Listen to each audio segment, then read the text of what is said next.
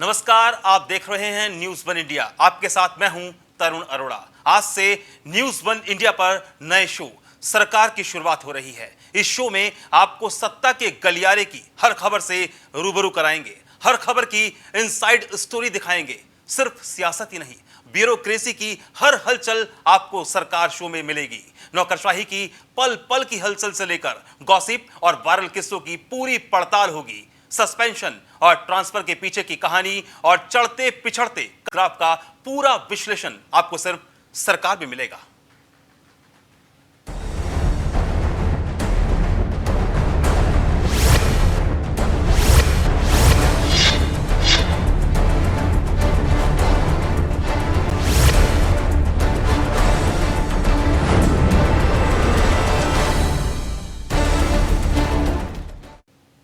News one India को आपका साथ और प्यार मिल रहा है। उम्मीद है कि हमारा शो सरकार इसको एक पायदान ऊपर ले जाने का काम करेगा। चलिए शो शुरू करने से पहले आपको टॉप स्टोरी के बारे में बता दें। आज सबसे पहले बात होगी योगी कैबिनेट के होने वाले विस्तार की। क्यों हो रहा है विस्तार, कितना जरूरी है विस्तार और किन चेहरों को मिलेगा सम्मान, पूरा सटीक विश्लेषण होगा। सरकार में बदलाव की तैयारी है, संगठन बदल चुका है। जी हां, यूपी में मिशन 2022 फतह करने के लिए स्वतंत्र देव सिंह की टीम तैयार है। नई टीम में कौन कौन है, कैसे जातीय समीकरणों को फिट बैठाया गया है, इस लिस्ट के बाद किसकी जिम्मेदारी बढ़ी है, किसकी कम हुई है, हर विश्लेषण होगा। तीसरी खबर में बात होगी ब्यूरोक्रेसी की। सरकार में ताकतवर होने की लड़ाई और ताकतवर को कमजोर करने की लड़ाई का खेल कैसे चल रहा है, पूरी खबर के साथ सटीक विश्लेषण। चौथी खबर में बात होगी तबादला उद्योग की। यह तबादला उद्योग क्या है, कैसे काम कर रहा था, किसने पकड़ा, किसकी शामत आई, कौन नपा, पूरी खबर के साथ सटीक विश्लेषण। पांचवी खबर में बात करेंगे बलिया के पूर्व एसडीएम अशोक चौधरी की। बताएंगे किस अदृश्य ताकत के दम पर साहब लाठियां बजा रहे थे, ऐसे कैसे अदृश्य ताकत को मात दी सीएम आदित्यनाथ ने। सरकार में सबसे आखिर में बात होगी हमारे सबसे खास स्टोरी की, जो पहाड़ से जुड़ी है। कौन सजा कर बैठा है प्रमोशन का सपना, इस सपने को कौन रोक रहा है, कैसे पूरा होगा, पूरी खबर के साथ होगा सटीक विश्लेषण। सरकार, संगठन, ब्यूरोक्रेसी, तबादला उद्योग, वायरल वीडियो और पहाड़ में सपना बन चुके प्रमोशन की हर खबर का सटीक विश्लेषण सिर्फ सरकार पे।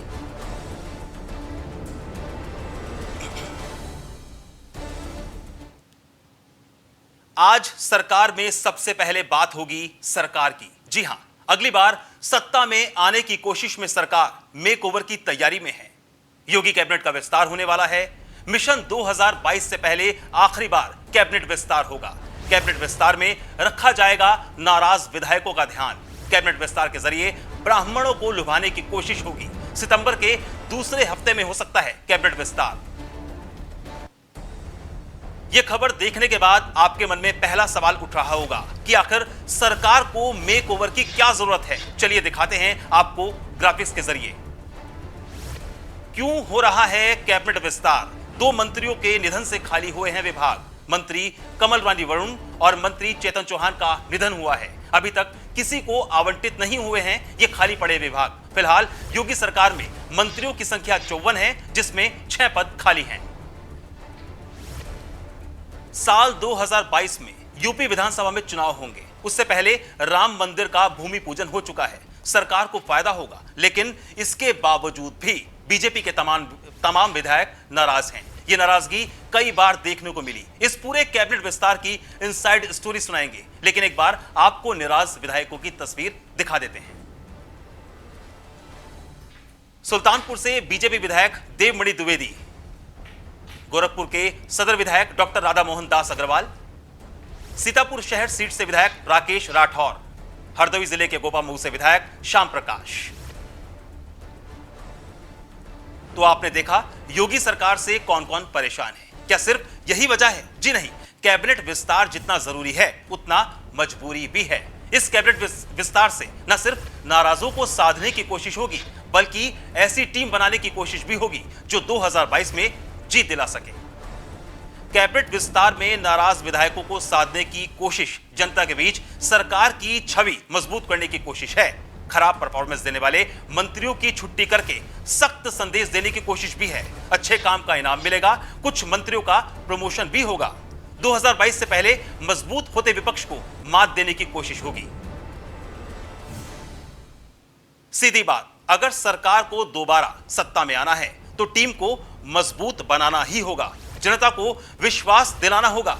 यही वो सरकार है जो अगली बार भी सत्ता की हकदार है। चलिए अब सरकार में आगे बढ़ेंगे।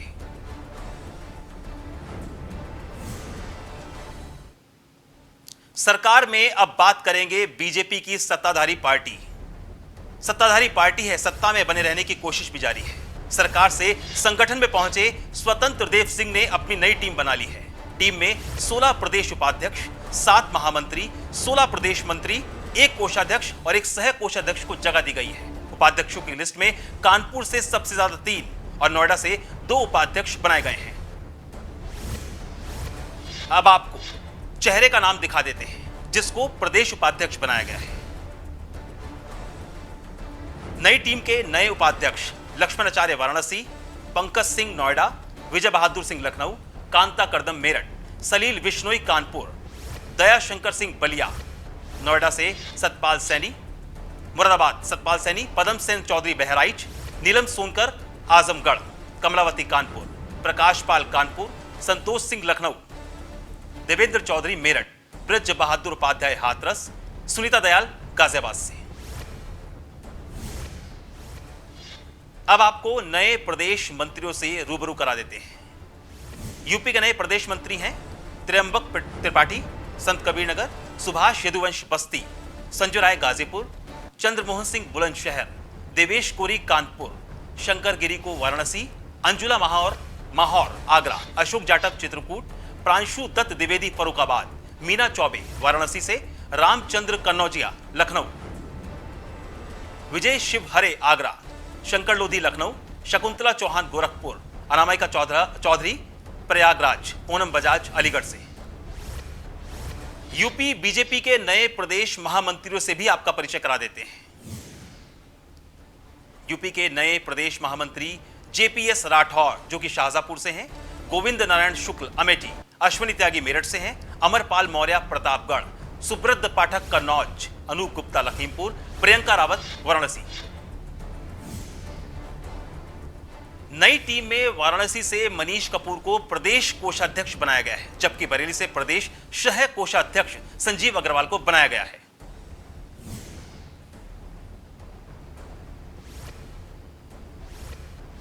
प्रदेश कोषाध्यक्ष मनीष कपूर वाराणसी, प्रदेश सह कोषाध्यक्ष संजीव अग्रवाल बरेली। सरकार और संगठन जब मिलकर काम करते हैं तो उसके नतीजे सकारात्मक आते हैं। उत्तर प्रदेश बीजेपी संगठन की कार्यकारिणी घोषित हुई तो उसमें देखने में आया कि जातीय और क्षेत्रीय संतुलन एकदम फिट बैठा है। कार्यकारिणी घोषित करने में देरी जरूर हुई लेकिन काम ठीक से हुआ। कोई भी जाति, कोई भी क्षेत्र यह नहीं कह सकता कि हमें संगठन में भागीदारी नहीं मिली। सूत्रों की माने तो बीजेपी उत्तर प्रदेश के अध्यक्ष स्वतंत्र देव सिंह और मुख्यमंत्री योगी आदित्यनाथ खुद इस लिस्ट को लेकर बैठते थे। संगठन मंत्री सुनील बंसल से भी बातचीत होती थी। इस लिस्ट में खास बात यह भी देखने को मिल रही है कि भाजपा संगठन और सरकार के लोगों को भी एडजस्ट किया गया है। अगर मुख्यमंत्री ने भी संगठन में किसी की सिफारिश की है तो उसे भी जगह दी गई है। आमतौर पर सरकार और संगठन में टकराव रहता है, लेकिन इस लिस्ट को देखकर नहीं लगता कि सरकार और संगठन में किसी तरह के मतभेद हैं। विपक्ष को कान खोलकर सुन लेना चाहिए। सरकार में ताकतवर होने की लड़ाई और ताकतवर को कमजोर करने की लड़ाई का खेल पुराना है। जाने कितनी सरकारें आई और चली गई, लेकिन यह खेल बदस्तूर जारी है। आजकल सरकार के ऑफिस में नियुक्ति विभाग की बड़ी गूंज है। खबर है कि नियुक्ति विभाग की गोपनीय जानकारी आजकल कैश हो रही है। एक कहावत तो आपने सुनी होगी, इंफॉर्मेशन इज द पावर, और फिर उसी पावर से अधिकारियों को ओवर पावर किया जाता है और फिर दूसरा खेल शुरू होता है। जनाब, सारा खेल पावर का ही तो है। पैसा तो बात की चीज है। यह बात बिल्कुल सही है कि मुख्यमंत्री या फिर उनके अधिकारी जिस भी अधिकारी का तबादला करते हैं उसमें पूरी पारदर्शिता होती है। लेकिन आजकल खेल दूसरी तरफ से चल रहा है। मान लीजिए किसी महत्वपूर्ण जिले में सरकार को किसी विभाग में अच्छे अधिकारी की पोस्टिंग करनी है और नियुक्ति विभाग से जुड़े लोगों ने किसी और का बयाना ले लिया है, तो आप यकीन मानिए कि मुख्यमंत्री और उनके सहयोगी अधिकारियों के पास अच्छे अधिकारियों के नाम जाएंगे ही नहीं। जाएंगे तो उन्हीं अधिकारियों के 4 या 5 नाम जो नियुक्ति विभाग के सर्विलांस में होंगे। हम यहां पर यह बिल्कुल नहीं कहना चाहते कि नियुक्ति विभाग के चीफ या उनसे जुड़े अधिकारी इन तबादलों की एवज में कुछ ले रहे हैं। बस हम इतना ही बता रहे हैं कि पोस्टिंग चहेतों की ही होती है। नियुक्ति विभाग का एक और खेल आजकल लोक भवन के चौथे फ्लोर पर सुनने को मिल रहा है। इस फ्लोर के पास से यह जानकारी आई थी कि जिन अधिकारियों की ट्रांसफर पोस्टिंग तय हो जाती है उनसे नियुक्ति विभाग से जुड़े अधिकारी सीधे संपर्क साध लेते हैं। उन्हें यही बताया जाता है कि आपका तबादला हम लोग करा रहे हैं, जो अक्सर किसी बेकार जिले में पड़ा है और उसे जानकारी मिल जाए कि वो पश्चिमी उत्तर प्रदेश के किसी मलाईदार जिले में जा रहा है, तो उसके लिए सूचना देने वाला अधिकारी मुख्यमंत्री से भी बड़ा होता है। फिर अच्छी पोस्टिंग पाने वाला अधिकारी नियुक्ति विभाग के अफसरों के एहसान तले दब जाता है। एहसान तो मुख्यमंत्री और उनका कार्यालय कर रहा है मेरिट पर तबादला करके, लेकिन सूचनाओं का लाभ उठाकर फायदा कोई और उठा रहा है।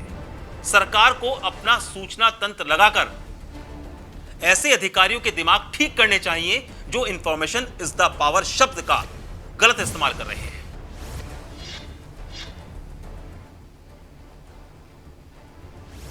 उत्तर प्रदेश के इतिहास में पहली बार एसएसपी सरकार को अपना, हम इस पर रिमार्क देना चाहेंगे, सरकार को अपना सूचना तंत्र ऐसे अधिकारियों के दिमाग ठीक करने के लिए लगाना चाहिए जो इंफॉर्मेशन इज द पावर शब्द का गलत इस्तेमाल कर रहे हैं। ठीक है। उत्तर प्रदेश के इतिहास में पहली बार एसएसपी और थानेदार के बीच चल रहा तबादला उद्योग सरकार की नजर में आया है। योगी सरकार का सपना है राम राज्य, लेकिन इस सपने के बीच आ रहे हैं वो भ्रष्ट अफसर जिनका पेट सरकारी तनख्वाह से नहीं भरता। जानकर कहते हैं कि जब तक जिले और थाने बिकने बंद नहीं होंगे तब तक अपराध और भ्रष्टाचार पर रोकथाम संभव नहीं है। योगी सरकार ने जिलों में पुलिस कप्तानों की ट्रांसफर पोस्टिंग पे तो काफी हद तक पारदर्शिता बरती है, लेकिन वो पारदर्शिता पुलिस कप्तान हो और थानेदारों के बीच में नजर नहीं आती। ताजा उदाहरण आजमगढ़, बिजनौर और गोरखपुर से निकलकर सामने आया, जहां पर पुलिस कप्तानों के तबादले हो गए और उसके बाद उन्होंने थानेदारों, चौकी इंचार्ज और सिपाहियों की मनचाही पोस्टिंग कर दी। महत्वपूर्ण बात यह है कि तबादला होने के बाद कोई नैतिक कर्तव्य तबादला करने का नहीं रह जाता। आजमगढ़ और गोरखपुर के पुलिस कप्तान कार्रवाई से इसलिए बच गए क्योंकि उनकी शिकायत लेन देन की नहीं आई, लेकिन बिजनौर में थानेदार हो कि पोस्टिंग में अच्छे खासे लेन देन की शिकायत आई। आमतौर पर मुख्यमंत्री कार्यालय थानेदारों की ट्रांसफर पोस्टिंग में सीधे दखल नहीं करता, लेकिन यहां मामला थाना बेचने का था। लिहाजा आईपीएस अधिकारी संजीत त्यागी का प्रतापगढ़ तबादला रद्द कर दिया गया, जो कि किसी भी अधिकारी के लिए बड़ा ही अपमानजनक है। पुलिस सूत्रों की माने तो उत्तर प्रदेश के 90% जिले ऐसे हैं जहां पुलिस कप्तानों की अपने मन चाहे थानेदारों से जबरदस्त सेटिंग गेटिंग है और जिन थानेदारों की नहीं है उनके हिस्से में वेटिंग है। प्रदेश में कई ऐसे जिले हैं जहां पर एक थाने में पोस्टिंग करने के नाम पर 20 से 25 लाख तक की बोली लगती है। इतना ही नहीं, हर महीने 10 लाख रुपए की देनदारी भी थाना प्रभारी की होती है। हर थाने का रेट अलग है। अगर थाना क्षेत्र में खनन होता है तो उसका रेट सबसे ज्यादा, किसी थाने क्षेत्र में वन क्षेत्र है तो वहां लकड़ियों की तस्करी होती है, उसका रेट अलग। किसी थाना क्षेत्र में रियल एस्टेट का कारोबार है तो थानेदार की बल्ले बल्ले। कुल मिलाकर जिस थाना क्षेत्र में जितना अवैध काम होता है उस थाना प्रभारी की कमाई उतनी ही ज्यादा और उसी थाने की बोली भी ज्यादा लगती है। सरकार को चाहिए कि ऐसे भ्रष्ट अफसरों पर लगाम लगाई जाए ताकि राम राज्य का सपना पूरा हो सके।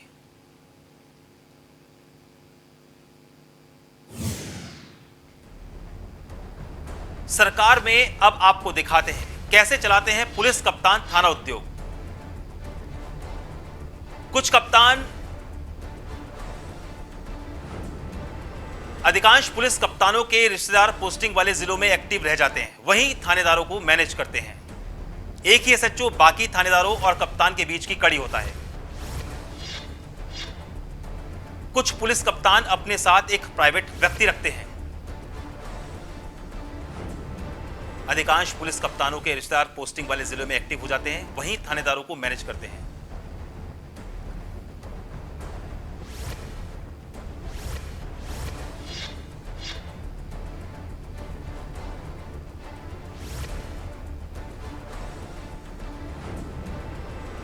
अब कौन सी खबर है?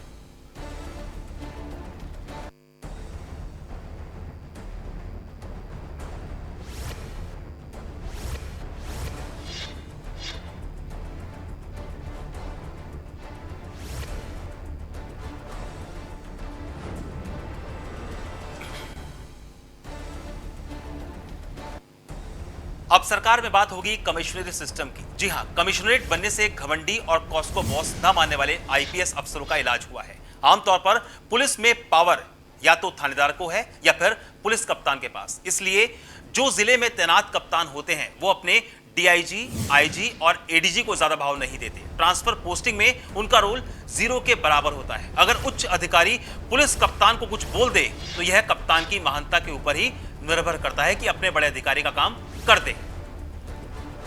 गौतम बुद्ध नगर और लखनऊ में लागू है कमिश्नरी सिस्टम। कमिश्नरेट बनने से घमंडी और कॉस्को बॉस ना मानने वाले आईपीएस अफसरों का इलाज हुआ है। आमतौर पर पुलिस में पावर या तो थानेदारों को है या फिर पुलिस कप्तानों के पास। इसलिए जिलों में तैनात कप्तान अपने डीआईजी, आईजी और एडीजी को ज्यादा भाव नहीं देते। ट्रांसफर पोस्टिंग में डीआईजी, आईजी और एडीजी का रोल ना के बराबर है। अगर पुलिस कप्तान आईजी, डीआईजी और एडीजी का कोई काम करने के लिए मना भी कर दे, तब भी वरिष्ठ अधिकारी कप्तान का कुछ बिगाड़ नहीं सकते, क्योंकि उन्हें पता है कि ट्रांसफर पोस्टिंग उनके हाथ में है नहीं और बाकी का कुछ कोई बिगाड़ नहीं सकता। लेकिन कमिश्नरेट बनने से अब थोड़ा सा जिले के पुलिस कप्तानों में वरिष्ठ अधिकारियों के प्रति भय व्याप्त हुआ है। पता नहीं कब बाकी जगहों पर कमिश्नरेट बन जाए और फिर वरिष्ठ अधिकारी उनका इलाज कर दें। लखनऊ और नोएडा में अच्छा काम अभी इसलिए नहीं हो पा रहा क्योंकि जूनियर आईपीएस अधिकारियों को अभी समय लग रहा है वरिष्ठ अधिकारियों का सम्मान करने में, क्योंकि अभी तक उन्हें जिलों में अपनी चलाने की आदत नहीं थी। पुलिस कप्तान, डीआईजी, आईजी और एडीजी पुलिस कप्तान कुछ नहीं बिगाड़ सकते। दरअसल कई आईपीएस बड़े जिलों में एसएसपी रह चुके, आईपीएस को पड़ चुकी है बड़े घर की आदत। बड़े जिलों में एसएसपी रह चुके आईपीएसओ को धमक दिखाने की आदत। गौतम बुद्ध नगर में सिर्फ कमिश्नर आलोक सिंह का जलवा।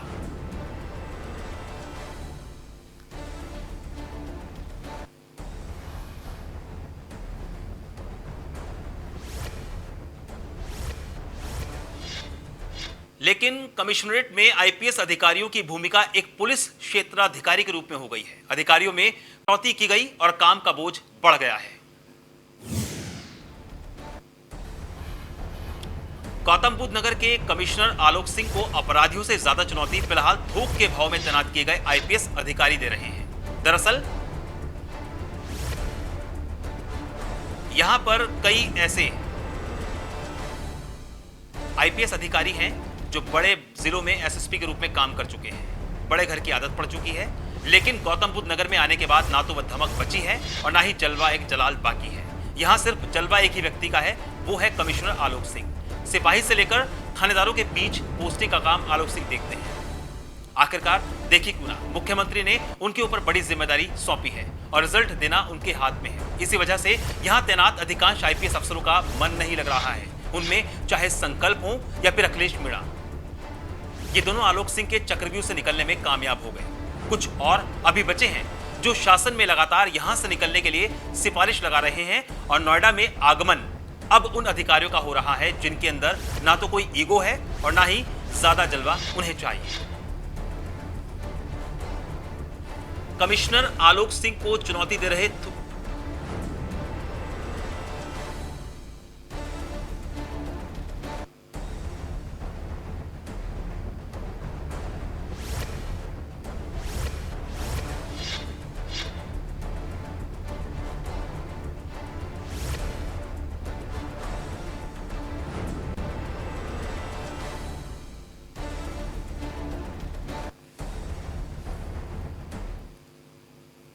सरकार के अगले चरण में हम बलिया के पूर्व एसडीएम अशोक चौधरी की नापाक हरकत का विश्लेषण करेंगे, लेकिन उससे पहले 20 अगस्त की तस्वीरें आपको दिखा देते हैं। यकीन है आपके जहन से ये तस्वीरें अभी गई नहीं होंगी। तस्वीरों में तत्कालीन एसडीएम अशोक चौधरी साहब बेखौफ होकर लोगों पर लाठियां बरसा रहे हैं। जैसे ही न्यूज वन इंडिया ने खबर दिखाई, पूरे प्रदेश का गुस्सा 7वें आसमान पर पहुंच गया। सोशल मीडिया पर पिटाई का वीडियो आग की तरह फैल गया। सीएम योगी आदित्यनाथ ने भी खबर देखी, उनका भी खून खोला और उन्होंने न्यूज वन इंडिया की खबर का संज्ञान लेते हुए अशोक चौधरी को निलंबित कर दिया। इसके बाद पूर्व एसडीएम अशोक चौधरी के खिलाफ एक व्यापारी ने भी केस दर्ज कराया। बता दें कि साहब अपनी टीम के साथ मास्क नहीं लगाने वालों का चालान काटने निकले थे, लेकिन अदृश्य ताकत के सुरूर में आकर साहब होश खो बैठे। अदृश्य ताकत का गुरूर इतना कि मास्क लगाकर घूम रहे लोगों पर साहब की ऐसी लाठियां बजी कि अशोक चौधरी सोशल मीडिया पर सबसे बड़े विलेन बन गए।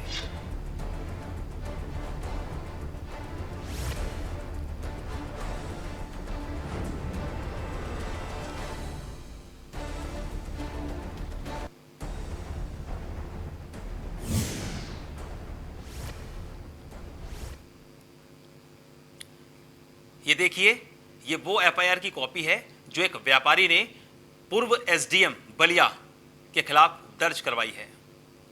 बलिया के लाठीमार एसडीएम पर कार्रवाई की इनसाइड स्टोरी हम आपको दिखा रहे हैं। जब मुख्यमंत्री योगी को लोगों की पिटाई करने वाले एसडीएम की जानकारी मिली तो फिर उन्होंने सीधा संज्ञान लिया और तुरंत संज्ञान, ये देखिए, ये वही तस्वीरें हैं जब बलिया के पूर्व एसडीएम अशोक चौधरी ने बेवजह लोगों को पीटा और उन पर लाठियां बांधी।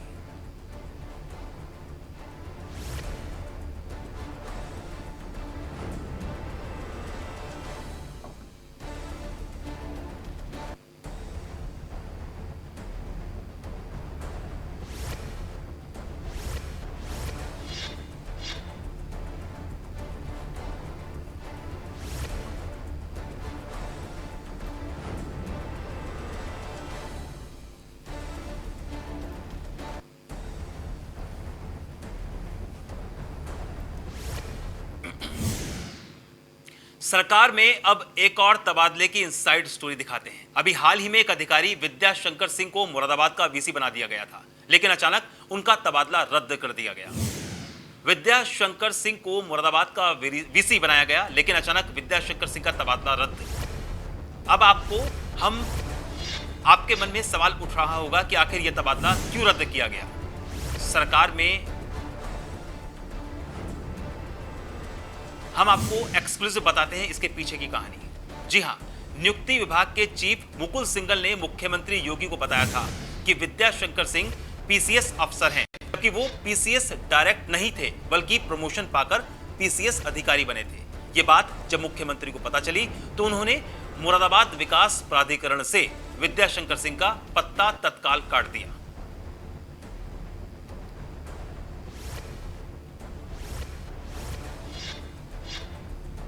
आपको तबादला रद्द होने की इनसाइड स्टोरी हम बता रहे हैं। नियुक्ति विभाग के चीफ मुकुल सिंघल ने सीएम योगी को जानकारी दी, विद्या शंकर सिंह पीसीएस अफसर हैं, जबकि वो पीसीएस अफसर नहीं थे।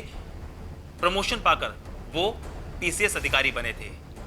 मुरादाबाद विकास प्राधिकरण से विद्या शंकर सिंह का पत्ता कट गया जब सीएम योगी को इस बात की जानकारी मिली। ये पूरी जानकारी मिलने के बाद सीएम योगी ने मुकुल सिंघल को काफी डांट लगाई।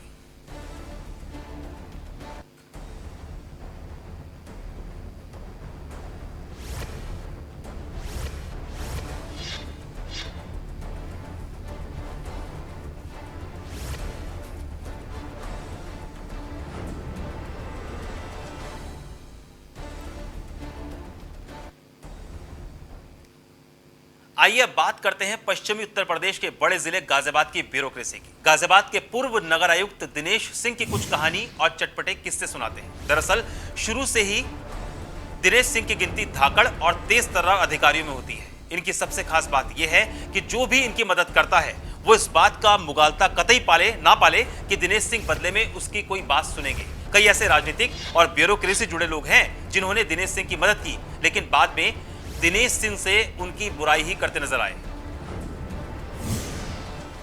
पश्चिमी उत्तर प्रदेश के पूर्व नगर आयुक्त और वर्तमान में कानपुर देहात के डीएम दिनेश सिंह को काफी अच्छा अनुभव है। जब उनकी पोस्टिंग मेरठ में थी तब उस समय की चर्चित डीएम पी चंद्रकला से भी उनकी काफी कहासुनी हुई थी। चलिए अब बात करते हैं दिनेश सिंह के गाजियाबाद के कार्यकाल की।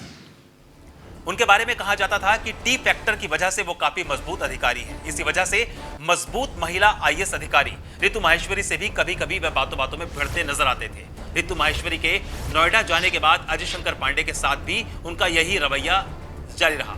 वजह साफ थी कि अजय शंकर पांडे पूर्व में नगर आयुक्त गाजियाबाद रह चुके थे, इसलिए उन्हें नगर निगम में थोड़ा बहुत झांकने की आदत थी, जो कि दिनेश सिंह को कतई पसंद नहीं थी। आपको यह भी बता दें कि गाजियाबाद के तत्कालीन एसएसपी आईपीएस सुधीर सिंह के गांव के आसपास के ही रहने वाले दिनेश सिंह, इसलिए आईपीएस सुधीर सिंह के कभी कभी उन्हें समझाने बुझाने काम किया करते थे, लेकिन ढाक के वही तीन पात दिनेश सिंह अपने उसी एजेंडे पर चलते रहे। गाजियाबाद के नगर आयुक्त रहते हुए दिनेश सिंह होर्डिंग माफिया से भिड़ गए, लेकिन होर्डिंग माफिया ने जाल ऐसा बिछा दिया था जिससे निकलना दिनेश सिंह के बूते से बाहर की बात थी। वहीं प्रदेश के मुख्य सचिव आर.के. तिवारी ने भी नगर निगम कार्यालय में छापेमारी की थी, फिर भी दिनेश सिंह नहीं निपटे। कई बार मुख्यमंत्री ने भी गाजियाबाद दौरे के दौरान गंदगी के अंबार देखे, या फिर यूं कहें कि उन्हें दिखा दिए गए, फिर भी दिनेश सिंह बच गए। हिंडन एयरबेस पर सीएम ने कई बार उन्हें डांटा, लेकिन तबादला नहीं किया। जो लोग दिनेश सिंह के पीछे पड़े थे वो समझ चुके थे कि जिला अधिकारी बनवाकर ही दिनेश सिंह को गाजियाबाद से निपटाया जा सकता है। आखिरकार वो लोग दिनेश सिंह को डीएम बनवाकर और गाजियाबाद के नगर आयुक्त पद से निपटवाकर कामयाब हुए।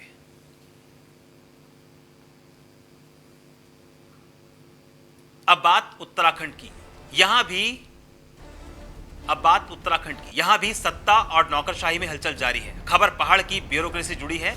सीएम दफ्तर की नाक के नीचे सीनियर अफसर से लेकर सचिवालय सेवा के अफसरों में असंतोष पनप रहा है। वरिष्ठ पीसीएस अफसर आईपीएस बनने की फाइल लटकने से परेशान है और सचिवालय सेवा के अफसर बनने से अपने से कम ग्रेड पे वाले अफसर के नीचे काम करने से परेशानी महसूस कर रहे हैं। अफसरों की तैनाती में ग्रेड और वरिष्ठता को ध्यान में न रखे जाने से कम ग्रेड पे वाले अफसर अधिक ग्रेड पे वाले के बॉस बने हुए हैं। इसके अलावा शासन में हिला हवाली की वजह से 18 सीनियर पीसीएस अफसर फिलहाल आईएएस बनने के इंतजार में बैठे हैं। सूत्रों के मुताबिक कि एक दूसरे की लॉबिंग के चलते पीसीएस अफसरों के प्रमोशन लटके हुए हैं। ये वो वरिष्ठ पीपीएस अफसर जिनको काफी वक्त पहले ही आईएएस बन जाना चाहिए था, माफ कीजिएगा पीसीएस अफसर। आईएएस बनने के इंतजार में सीनियर अफसर जैसे कि मेहरबान सिंह बिष्ट, ललित मोहन रयाल, झरना कमठान, वंशीधर तिवारी, डॉक्टर आनंद श्रीवास्तव, हरिश्चंद्र कांडपाल, संजय कुमार, डॉक्टर नवनीत पांडे, गिरधारी रावत, आलोक पांडे, रुचि मोहन नयाल। वहीं यूपी से जो वरिष्ठ पीसीएस अफसर आए थे, उदयराज, मेजर योगेंद्र यादव, उमेश पांडे, महेंद्र सिंह, राजेंद्र सिंह, कृष्ण तिवारी। उत्तराखंड शासन में कम ग्रेड वेतन के अधिकारियों को ऊंचे पद पर जिम्मेदारी देने से अब तक सचिवालय सेवा के अधिकारियों में नाराजगी पनपने लगी है। इसको लेकर सचिवालय संघ ने आवाज बुलंद करनी शुरू कर दी है। संघ का कहना है जो अधिकारी जिस ग्रेड वेतन पर है उसको उसी के तहत जिम्मेदारी मिलनी चाहिए। दरअसल ये सारा मामला वर्षों से पीसीएस अफसरों के आईएएस में प्रमोशन की फाइल लटकने से जुड़ा हुआ है। 18 वरिष्ठ पीसीएस अफसरों के प्रमोशन होने हैं, लेकिन लंबे समय की कानूनी प्रक्रिया से गुजरने के बाद फरवरी 2020 में सुप्रीम कोर्ट के फैसले के बावजूद डीपीसी की फाइल शासन में लटकी हुई है। राज्य के शुरुआती वर्षों में कुछ तहसीलदारों को सरकार ने अफसरों की कमी के चलते प्रभारी एसडीएम बना दिया था। बाद में वो पीसीएस अफसर में प्रमोट हो गए, लेकिन अब वरिष्ठता के आधार पर आईएएस में प्रमोट होने का नंबर आया तो सीधी भर्ती के पीसीएस और प्रमोटी पीसीएस में वरिष्ठता को विवाद में फंस गए। प्रमोटी पीसीएस का तर्क था कि उनको जिस दिन से प्रभारी एसडीएम बनाया गया उसी दिन से वरिष्ठता में रखा जाए, लेकिन सीधे पीसीएस वाले अफसर विरोध कर रहे थे। यह मामला हाई कोर्ट से होता हुआ सुप्रीम कोर्ट पहुंचा और फरवरी 2020 में सुप्रीम कोर्ट ने प्रमोटी पीसीएस के दावे को खारिज कर दिया। अब वरिष्ठता के आधार पर पीसीएस अफसरों को आईएएस में प्रमोट करने को डीपीसी का रास्ता साफ हो गया, लेकिन शासन में डीपीसी अभी नहीं हो रही। प्रमोशन की फाइल मुख्य सचिव के पास बताई जा रही है। इनमें से कई पीसीएस अफसर वरिष्ठ पदों पर शासन में ही काम कर रहे हैं। आईएएस की तरह काम कर रहे इन अफसरों में से कई में अपने प्रमोशन के लटकने से गुस्सा पनप रहा है, लेकिन कुछ कर नहीं पा रहे। सूत्रों का कहना है हाल ही में इन वरिष्ठ अफसरों ने मुख्य सचिव उत्तराखंड ओम प्रकाश से मिलकर भी जल्दी प्रमोशन के लिए अनुरोध किया। दूसरी तरफ ज्यादा ग्रेड पे वाले अफसर इनके अधीन काम करने में भी असहज महसूस कर रहे हैं। इसलिए अब उत्तराखंड का सचिवालय संघ भी मोर्चा खोलने लगा है। सरकार में फिलहाल इतना ही। हर शनिवार रात 8 बजे आप देखना ना भूलें कुछ नए चटपटे किस्सों, ब्यूरोक्रेसी की और सरकार सत्ता की जुड़ी खबरों के लिए। नमस्कार।